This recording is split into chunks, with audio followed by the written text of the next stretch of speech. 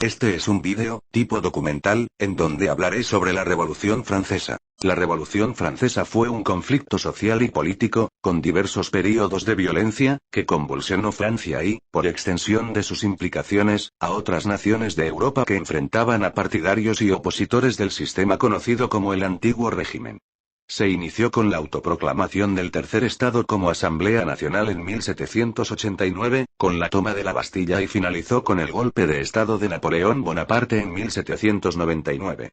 Podemos empezar describiendo la situación de Francia antes de la Revolución. La situación estaba muy mal para los plebeyos, de las injusticias, las condiciones propias de la sociedad.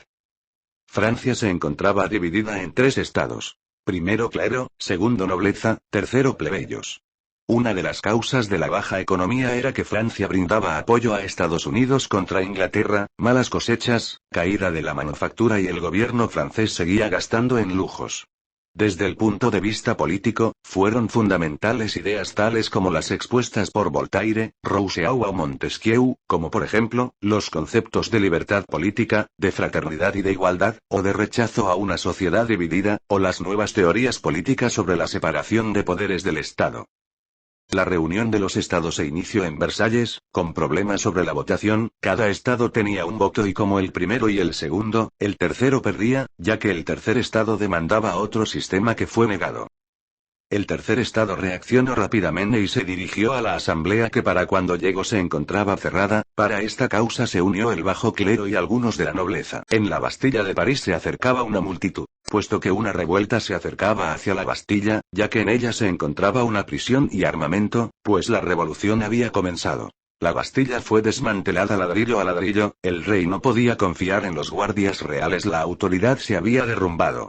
La revolución se enfrentó duramente con la Iglesia Católica que pasó a depender del Estado. En 1790 se eliminó la autoridad de la Iglesia de imponer impuestos sobre las cosechas. Por lo mientras el rey Luis XVI permanecía en Versalles negando los términos de la asamblea. Sin embargo, una multitud de parisianas armadas forzaron al rey y lo trasladaron a París. En 1791 Luis intentó escapar a Austria, pero fue reconocido y devuelto a París. Las demás potencias europeas temían que la idea de revolución se expandiera, lo cual Austria y Prusia amenazaron. El poder había pasado de la Asamblea a la Comuna de París, que unos se distinguían porque usaban pantalones largos. Los montañeses, la segunda facción, convenció a la Convención Nacional de decapitar al rey en 1793 en la guillotina. El reino del terror dejó a 40.000 personas muertas, incluida María Antonieta, campesinos y todo el que desafiara a la Comuna de París. Robespierre había vuelto más influyente, él quería terminar con la corrupción pero el comité juntó votos para hacerlo guillotinado. Se puede decir que con la muerte de Robespierre terminó el reino del terror. Después, cuando todo se calmó, un general popular echó abajo al directorio. Napoleón tomó el poder.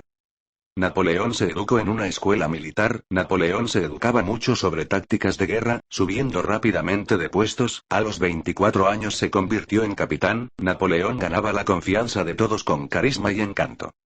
Napoleón se unió al Corps d'État, se proclamó consulado, hizo la paz con la Iglesia, codificó las leyes, desarrolló una centralizadora máquina administrativa. Napoleón preservó algo de la revolución así como desechó algunos ideales. Napoleón en 1804 fue nombrado emperador. Francia tenía una guerra con Rusia, Gran Bretaña y Austria. Napoleón hizo un tratado de paz en 1802 y que al año continuó la guerra.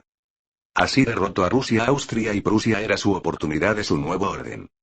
De 1807 a 1812 gobernó Europa. Los estados dependientes eran gobernados por familiares. Gran Bretaña no era derrotada por su poder naval. Napoleón intentó detener su economía ordenando a otros estados no comerciar. Aún así comerciaba con América Latina y el Occidente. Otro factor de su derrota fue el nacionalismo, y como los rusos se negaban al sistema continental, así que Napoleón entró con 600.000 hombres. Los rusos se negaron a dar la batalla y se desplegaron quemando sus pueblos. Así Napoleón no encontraba alimentos. Así dio la retirada y muchos estados se rebelaron a él, siendo derrotado y enviado a la isla de Elba. Fue como se escapó y reunió otro ejército, así que las potencias no dudaron en detenerlo. Fue derrotado en Bélgica y exiliado a Atlántico Sur, dando fin